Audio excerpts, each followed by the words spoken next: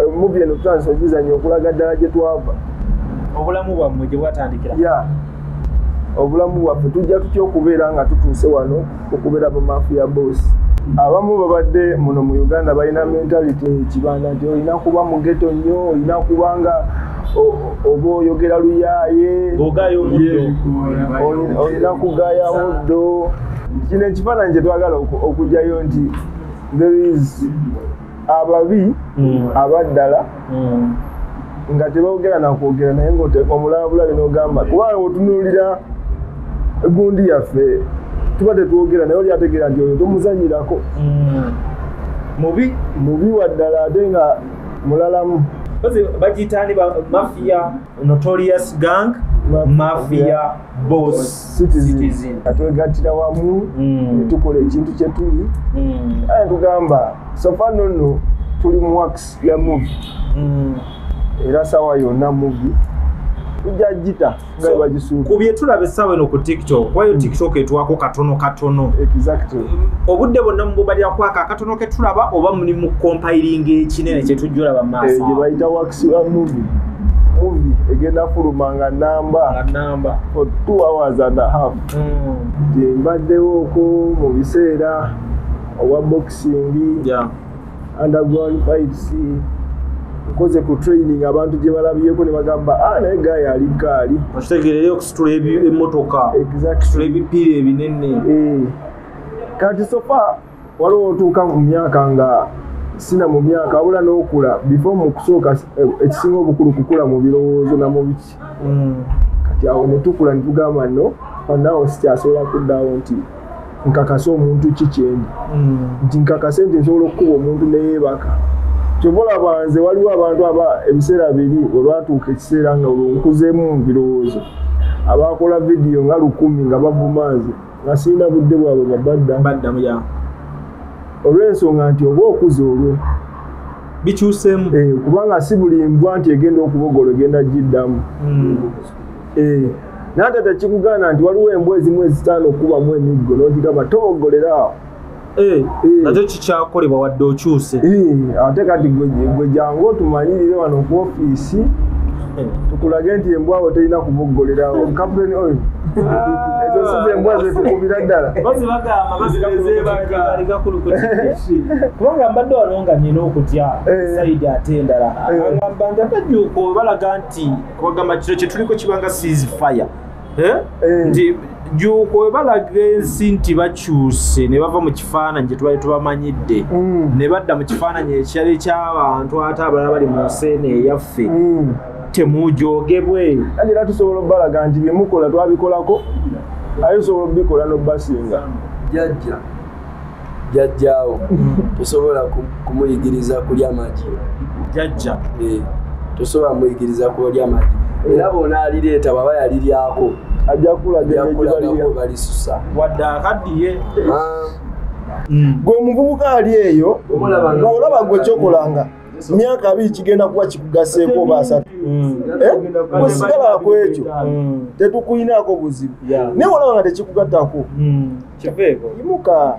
tambula musajja agamba yimuka tambule oyo muzibu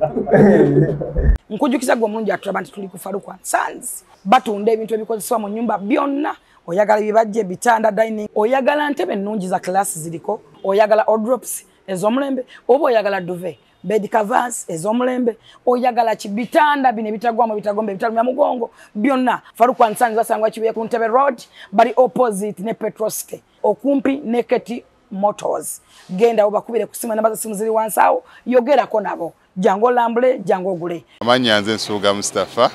nkola ne Alihira Holdings Uganda Limited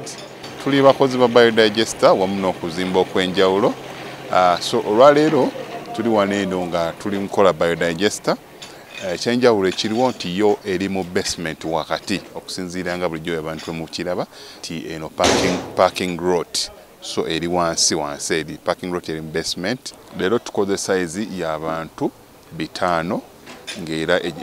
erina capacity okusavinga ekizimbe kino kyonna nga wekinaabeera. Wano eno ng'era emigaso gya bulijjo gya biodigester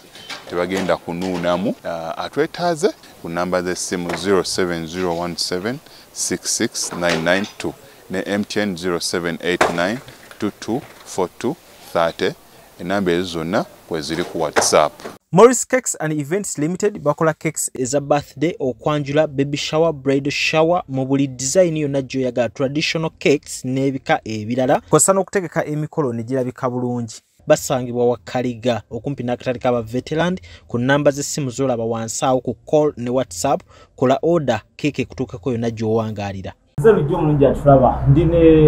Notorious One Joko 66. Yes. Nyogerako mukaaga endala ziba bbiri. Bwe ndi naye wano ne Notorious Gang wekiri? Yeah, Notorious Gang. Yes man, tugenda kuba nga tunyumyamuko nabo wano. Abasajja balina ekintu kye bataddewo ekyakabi ku TikTok okwo. Bagenda kuba nga batubulya magic na byonna bye bagatta okulaba nti kivaayo nga we tukiraba. Sinema mbadde nze nzirabira eri abasajja abazungu nga bagattagatta ebifaananyi. Naye Juko ne tiimu ye ekintu bakigonzezza. TikTok yakunyuma nga teri avuma munne naye nga tulaba content owakabi agattako mu style ey'okuzannya firimu. Kantwala omukisa guno okubuuzaako bonna abatulaba. Nze champion Juko 66, the Notorious One. Yeah man. Nga mbeesingidde wano mu the Notorious Gang. Yeah man. Ne bakyali bange bano bonna nga mubalaba. Ababi ate baddala kantandikire woono obabuuzeko babuulira amannya go ne byokola. Yes, amanya bampita Razoman. Nga ndi omu ku ba Mafia Boss. Okuva mu Mafia Gang. So kati mu byonna tuli bazanyi ba movie. Wenyizo kiyita nti abazanyi twagala tukyuse wakanga wabadde movie industry ya Uganda ng'entambula gye badde etambulamu. Twagala tuveewaawo tukole ku kintu ekyenjawulo, batuleete ekintu kyenjawulo mu industry. Mafia tulabeko ku Mafia ali creative. Alina kyateekawo kyolabirwako. Exactly. Okusinga oli yajja nga Mafia birala anga birala abowa nga olabye ebintu bibadde bitambula wano e Uganda. Ng'ekintu kirimu okubowa, kirimu okutambula empola kuganga twaga tukiteeke ku mutindo guli eri. Amanya nze Mikipo sajja muyimbi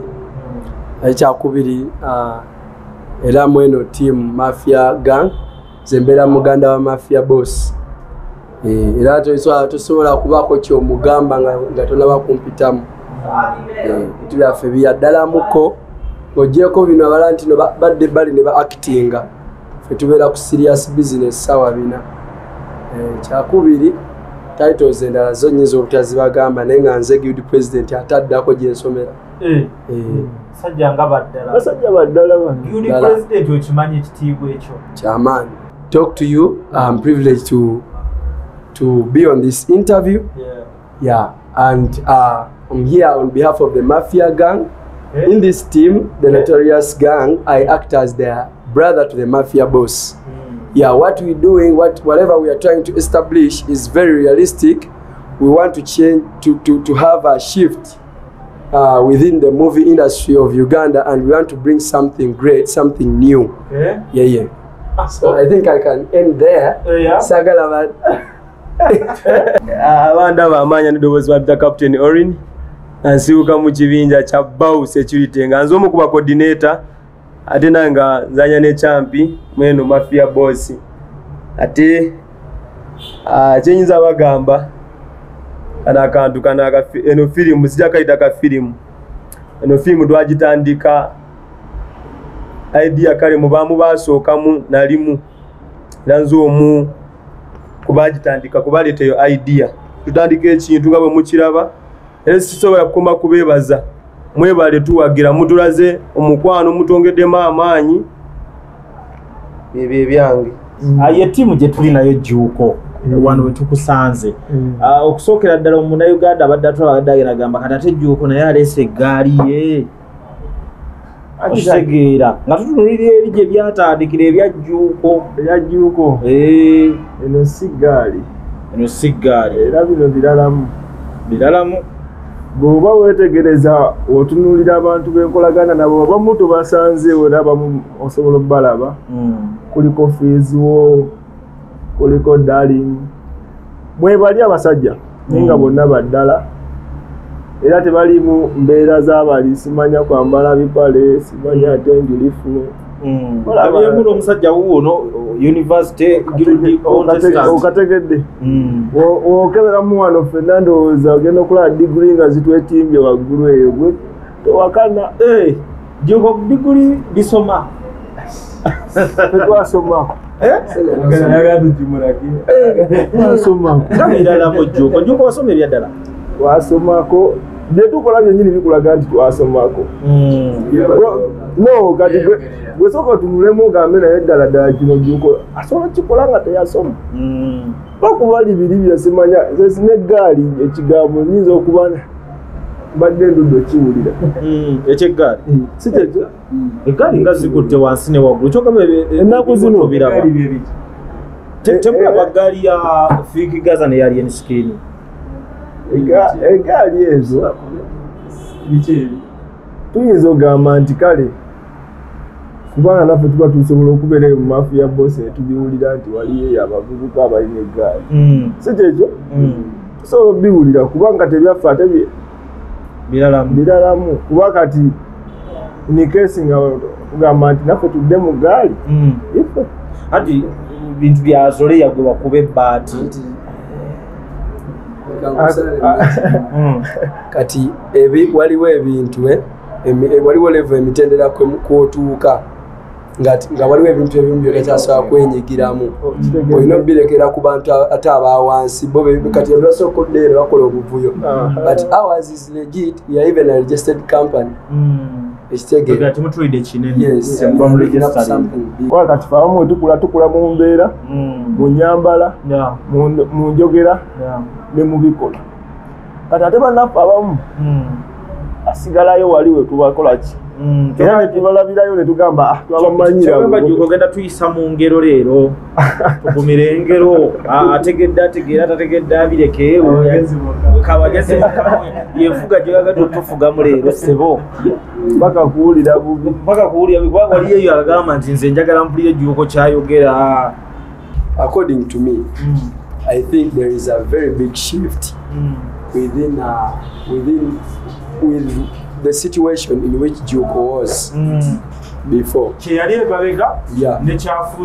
His prior condition changed totally. You know, there is one saying that if you don't chase your dreams, other people will use you to accomplish their own dreams.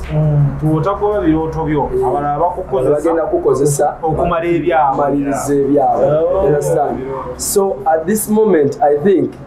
Juko is focusing more on his passion, more on his talent. You understand? Yeah. Back then, he used to be on a trail of someone else. No musiru. Asolo siru wazaako omugezi. Yes. Naye kikufuula omusiru naawe kwe kubeera mwe state ng'omusiru n'akusiriwaza paka. Olwaleero omusiru asobola okunsiriwaza. Naye singa nsiriwaza leero n'enkya naluli. Banfuuse musiru. Naye kikufuula omugezi kwe kumanya nti ono nno ansiriwaza. Kubanga nze nkuwa ky'oyagala kulaba.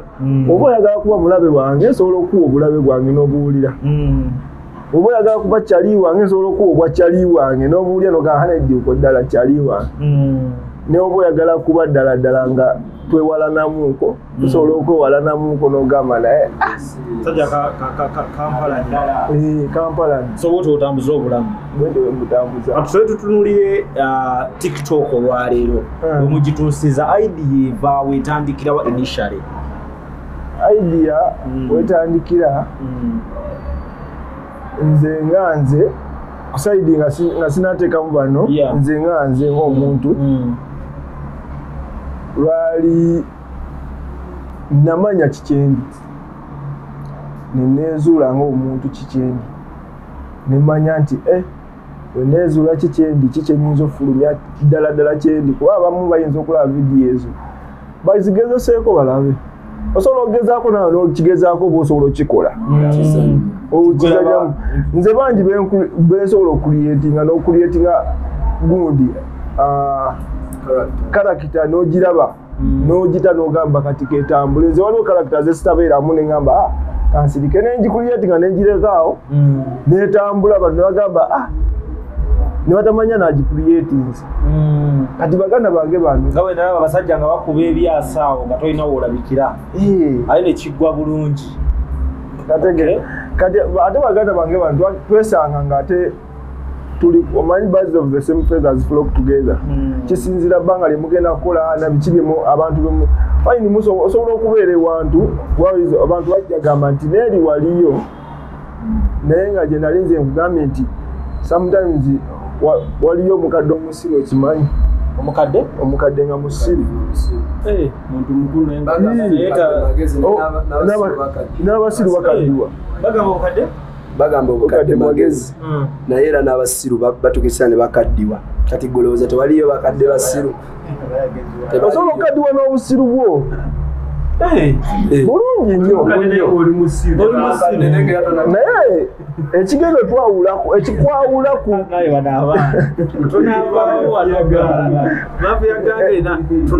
ekigendo okwawulaku ku muntu omusiru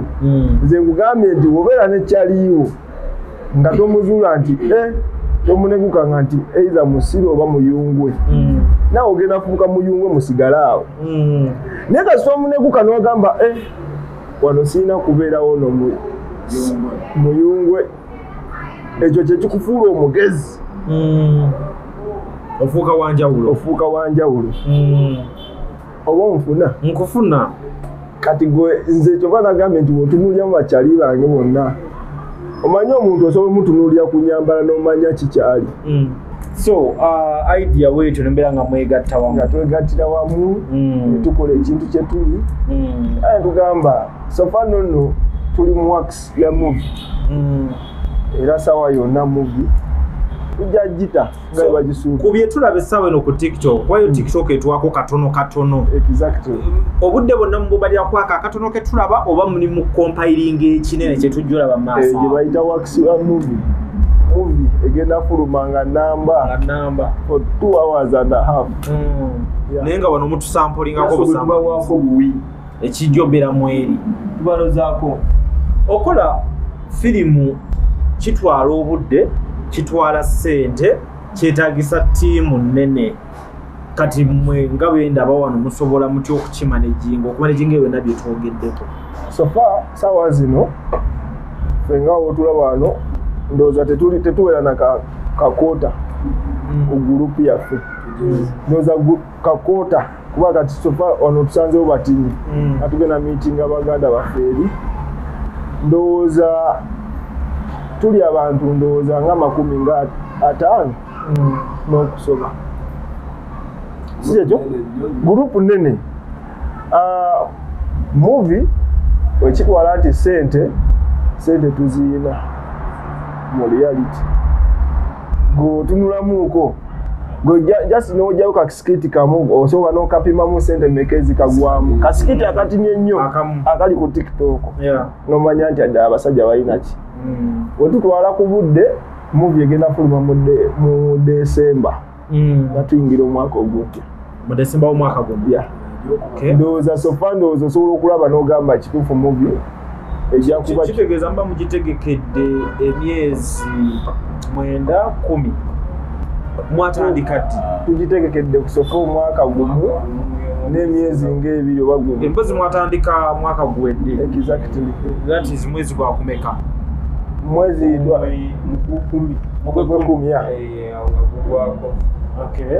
so kati kitegeeza tulina omwaka gwaffe mulamba n'emyezi ng'ebiri exactly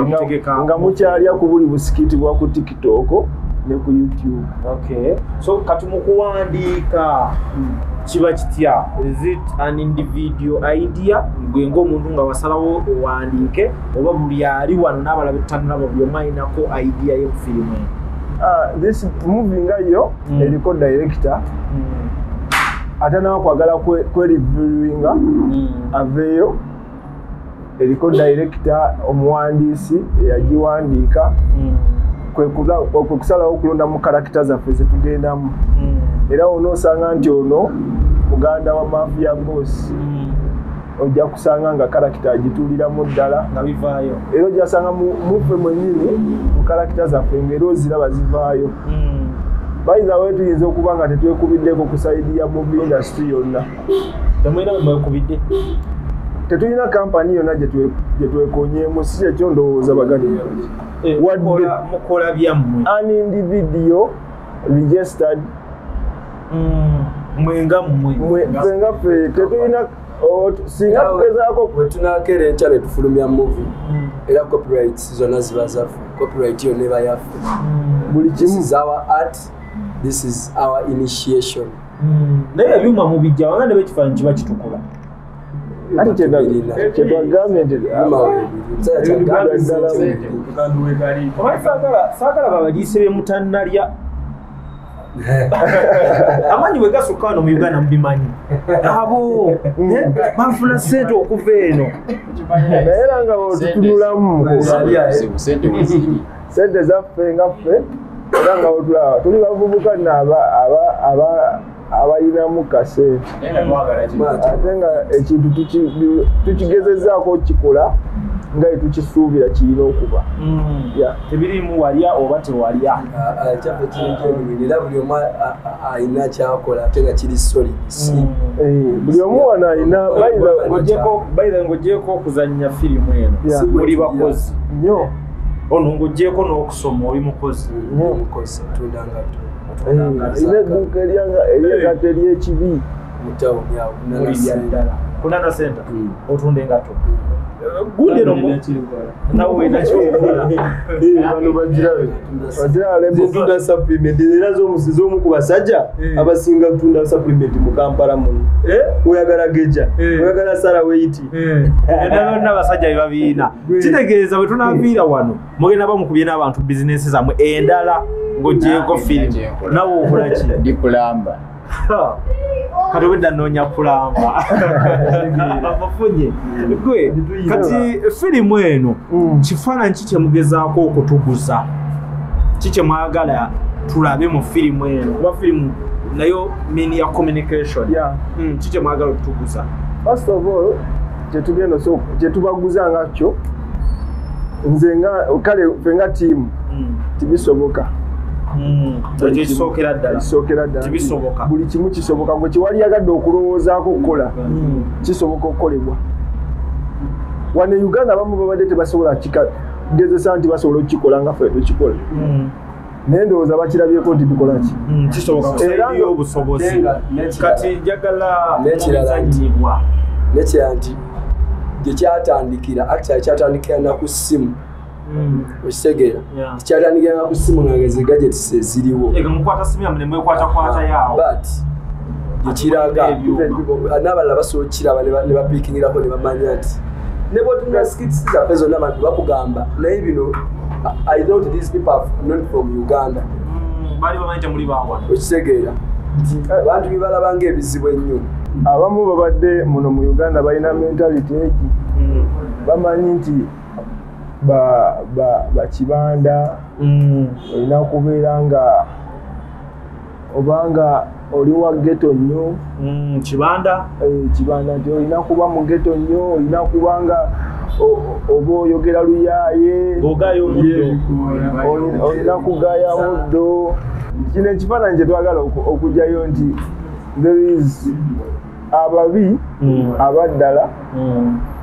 nga tebawogera nakwogera naye ngaomulabulabe n'ogamba kuba otunuulira egundi yaffe tuba tetwogera naye oli ategeera nti oyo tomuzanyirako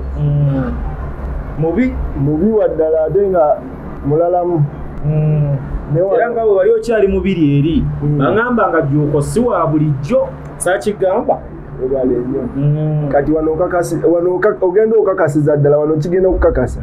ejjuuko ddala si wa bulijjo kiri kyetwayogera obwogezi kati wano tuli mu kukirabako muli mu kirabako kati ate muvi weneefuluma omazoka kazanti si wa bulijjo kati omuvi wenefuluma ogenda kugambayo ki kijja bakirala nnyo kozi bagiyitani mafia bagiyitani Notorious Gang Mafia Boss Notorious Gang Mafia Boss Citizen. Yeah. That's what Twitter Notorious Gang or so Twitter Mafia Boss. Mafia Boss. Kitegeeza obulamu bonna obw'ekimafia bonna mugenda butulaga. Exactly. Bonna. Ensonga lwaki abantu balina okulaba movie yaffe gye tugenda okuba nga tufulumya ssaawa yonna. Ensonga esooka kino tekibaddeewo mu Uganda. Ekigenda okudisplayingibwa ku mulundi guno ekintu abantu kyebagenda okulaba ku mulundi guno is something different. Zo si ze ziri movie zebakuba essasi babadde nga tomato sauce gwe bayiye ku muntu okitegera oba ennyonyi eyise mu Kampala omuntu naye otolola emirundi 10 naye nga ogigata n'ennyonyi gy'omanyi nga mulifu ogwamu amaanyi nga namukwaya agoba simanyani simanya namukwaya this is very serious business. In a movie kyolina okumanya yategekeddwa n'obwegendereza yategekeddwa n'obukugu obw'ekika ekyawaggulu. Sound akoleddwa mu studios si bino mutundu papa owuli ate n'emmotoka ziyitamu segera sound ayagala kyoyogera kindeetera okukubuuza nti omuntu alaba kuwakisiza mwe tuba rating nga ba professional oba ba amateur oba ekyo nakyo tusobobawo omukisa gwe turating nga bw'olabye okusinziira ku waka waffe gwe ratinga tetukulinaako buzibu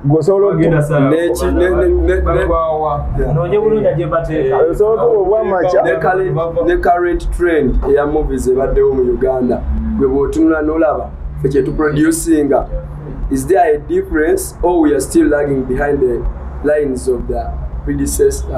predecessors. Kubanga nze mu ntandikwa nayagadde okubalaba nga abavubuka abafuna ekirowoozo ne mutandikawo naye nga ate twelabya nti mu Uganda mulimu balinga bo batwala firimu nga profession yaabwe abamu babisoma abalala kwegamba kibabeerako ku lunaku ekitegeera anti kati Uganda ye eri different Uganda yo nga yo eri different tojasanga omuyimbi ng'alina papazi sport okitegedde osange osanga omusomesa ange kawungeza avuga boda so Uganda yo ya ne batalenti yo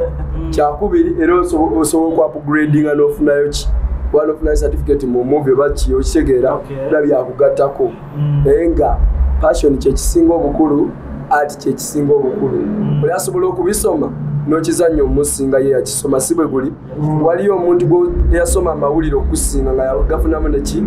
ne masters naye nga gwakomako ki ku diguni nga tegwe gwe baawa omulimu so kwegamba bijja bikyuka weebityo mu Uganda tubalabiraawo ate munakigiriza nga abantu bakyuka ne bava kulino ekkubo ne bakwata lino nga bwe twakyuka nange mu kusooka nali baadi wali mubi nga kyampi walinya wendinya kati bino bye tulimu kati tuli bulala okujja abannayuganda ekifo ku maaso okubajjako ekifo ku maaso nti wali we babamanyirira tusobola okukola bwe balowooza nti tebisoboka ffe ne tubifuula ebisoboka mugambye ebikonde bino ebivuga ng'ebokisi amasasa agataliiyo ennyonyi etabikanga kirala n'ekiramu kyo bagenda nyumirwa nnyo muvi eno olw'ensonga nti babadde banyumirwa zeeri naye ate tubalaze nti ezeeri tuzireeta ate ne tuzisinga namu bayiza bendowooza ekintu kino kye tukola ndowooza mu Africa sofa wokeberako n'ogenda ku Google ndowooza fe abakikola ffekka wano Africa simanyi oba wali yensi kebe Nigeria abakola kyemukola kebe Nigeria gye bawaana mu movies mu reality kyetukola Nigeria tekiriiyo ngezezaako kikolako research okulaba oba gye bali abayinza otwegattako oba tufaanagana balemye mukyali mwekka tukyali ffekka ndowooza okulaba abasingira bali mufuuke bali mufuuke kinekeo awe bali content aliroko nnyo mpi comedy abantu kale fine wabeerawo okunyumirwa n'okuseka n'okubeera mu comedy n'okuba empi ne banyumirwa naye waliwo omuntu walina ofokasinga kwatunuulira vidiyo agambe naye gayo ono kyakola kyakabi naye nga taseka wabula appreciate nga bw'appreciating. The goal is to motivate and pick a lesson from what we do. Target yammwe mutunuulidde ku targetinga market ki? Market okusinziira ku introduction ya movie paka gyekoma egenda kulaga nti transformation y'amaanyi nnyo kuba by the way ffe tutandisa okuzanya movie eno tutandisa okizanya okulaga ddala gye twava obulamu bwammwe gye bwatandikira obulamu bwaffe tujja tutya okubeera nga tutuuse wano okubeera bamafia boss kati awo omuntu wanaaba talinamu kyaku nga tayizeemu kiri eriye kuba tosobola mukaka nti yigamu kyoyigamu wabula wanaagira bajagamba neetaaga okulabayo ka sizoni akalala neetaaga okulabayo muvi endala ng'etufuma mu bano bagaayi nti mbaddewo okwo mu biseera obwa boxing underground fights nkoze ku training abantu gye balabyeko ne bagamba naye gaayi ali gaali okitegeerera okusitula emmotoka okusitula ebipiira ebinene kati sofa waliwo otuuka mu myaka nga sina mu myaka wabula n'okula before mu kusooka ekisinga obukulu kukula mu birowoozo namu biki kati awo ne tukula ne tugamba no naawo sikyasobola kuddaawo nti nkakase omuntu ki kyendi nti nkakase nti nsobola okukuba omuntu neyeebaka kyobola banze waliwo abantu ebiseera biri olwatuuka ekiseera nga olwonkuzeemu mu birowoozo abakola vidiyo nga 100 nga bavumanze nga sirina budde bwabwe babaddamu olw'ensonga nti oba okuza olwo bikyuseemu kubanga si buli mbwa nti egenda okubogola egenda giddamu naate tekikugaana nti waliwo embwa ezimu ezitaano okubamu emiggo n'otigamba tobogolerawo nakyo kikyakolebwa wadde okyuse ate kati gwe jangu otumanyirire wano ku ofiisi tukulage nti embwa awo terina kubogolerawo kapiteni oyo ezo size embwa zetukubira ddala kubanga mbadde wano nga nyina okutya saidi ate endala agamba nti akajuuko balaga nti kwagamba kino kyetuliko kibanga ceasefire nti juuko we balaga ensi nti bakyuse ne bava mu kifaananyi kye tubali tubamanyidde ne badda mu kifaananyi ekyali eky'abantu ate abalala bali mu nsi eno eyaffe temujogebwe ate era tusobola obbalaga nti bye mukola twabikolako aye tusobola obikola n'obbasinga jjajjaawo tosobola kumuyigiriza kulya magi jjajja tosobola muyigiriza kulya magi era bona alireeta baba yaliryako ajja kulagako balisusa wadde akaddiye okatege kati awo muliro gubeere mutono eyo gye babeera nti kati gwe eri omuvubuka ebigambo bye bitono biyinza kuba bitya tojja tunulira onooba naye ebigambo bisobola oleka ku rekodi eri omuvubuka yenna afunye omukisa okulaba vidiyo eno biyinza kuba bitya kati gwe ng'akyuse ng'alabyeko ekituufu naate naakata vidiyo nga mbabuuza abavubuka olina maanyi genkana kyagakuuma omuyimbi kibuzo kirungi olina maanyi genkana kyagakuuma omuyimbi oli bulletproof wayita mu security company eyakutraining okukuuma oyo omuyimbi lwakuba bamu tebakategedde gwolowooza oli wakabi nnyo kale oli wakabi okusinga jjuuko ategedde nti kikyamu ali wakabi kusinga jjuuko mu mazima amatuufu era ogenda okwebalabalamu gwesooka weebuuze nze ndi kati kale abaliyo kale batutwala nti bakuuma bayimbi oyise mu training ki oli wakabi okusinga jjuuko soka gwe weepimeemu ku gwe wokakasa nti kituufu osinga jjuuko kukyakugamba nti kikyamu sigala ng'okola ekintu ekyo naye oba okakasa nti tosinga jjuuko maanyi tomusinga wali we yabeererawo bulaza kyuga yesaba wezuule kubanga ati yenna yenna gwe bakola ogenda okwesanga nga ebyo byonna nabikola naye nazuula nti tebirina kyebikola ki kyebikugattako olina okuyimirira nga gwe omuntu n'okola ekintu ekiriyo nga gwe omuntu n'olabirako ewala notandika okulowooza emyaka 2 mu maaso naye abantu abamu balowooza emyaka 3 mu maaso 5 tandika okwerowoozako nti wengenda kati saa zino nnyo emyaka 25 nina amaanyi mangi wenaatuuka myaka nga nyongeddeko emyaka 3 ngenda kubaawa ngenda sigala nga nkuuma muyimbi kankuwa ekizampa emu sipishi abasinga mumumanyi era abasinga bamumanyi ne gwe yatambulanga naye era bwe twatulaga ebimu ku wino wa Moses Radio tunoonya MCP exactly weebuuze saawa zino ayimiridde wasigama sagala muzaala wati oba ki naye njagala abavubuka bonna abatambula n'abantu abali mu kategole bwetyo bafunemu ekyokuyiga leka kugwa na muyimbi omuyimbi asobola okugwa wako otegera babeereyo nga babasinza nga Ssaabasajja omuzeeyaga era nze era ono tosobola nga bamusala ekisoko lulwe maama wo oba taatawo muyimbi wange muyimbi afune security abapolisi we kyogamba teriyo security gye bagaba bawo security teriyo etraining eri mateeka special training nyongera okwebaza buli omu abazze batuwagira okuva mu ntandikwa etwatandikira ku skitsi panaawo nti tutuuse ne mu wax ya movie titugituuseeko abazze batulayikinga ababusharinga ababusukuma n'okubanga kasobola otuuka ku mukulu ono n'agamba naye netaaga okumulaba ababusharinze okumutuukako kyakabi mwebale n'okumulanga omulala gwenyinza obagamba nti simanyi wano mu Uganda ayinza okuwayo kampani gye tuyinza okwegatta nayo naye nga sopa nyinanze gye nyinza okulaba gye sajja mentioninga gye nyinza ogamba nti ino kampani wejja okusinziira ku kyefulumya tusobola okukolagana nayo kampani gyeziri ezisobola okujja negamba no katwegatte ne bano netufulumya ekintu ekiriyo ekivaayo kampani mweziri kubanze ngenda nendabako muvi waliwo muvi ezisanyirwa ennaku zino babiyita bina oba babiyita batya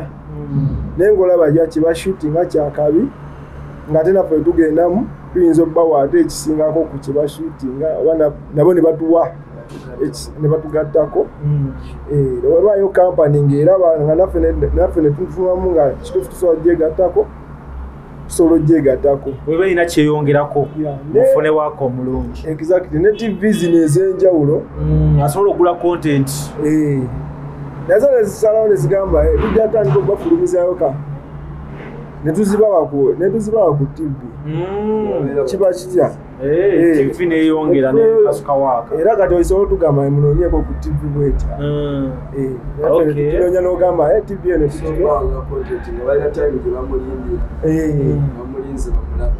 gwe omuvubuka ali eyo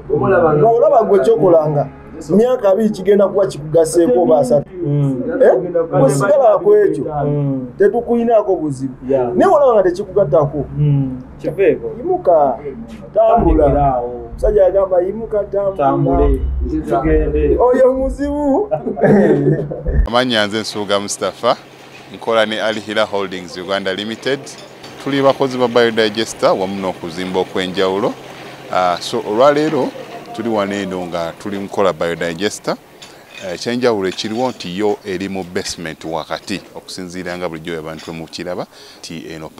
parking lot so eri wansi eri parking lot eri mu basement leero tukoze size y'abantu 5 ng'era erina kapasite okusavinga ekizimbe kino kyonna nga wekinaabeera. Wano eno ng'era emigaso gya bulijjo gya biodigester tebagenda kunuunamu. Atwetaaze ku namba z'essimu 07017669992 ne MTN 0789224230. Enamba ezo zonna kweziri ku WhatsApp.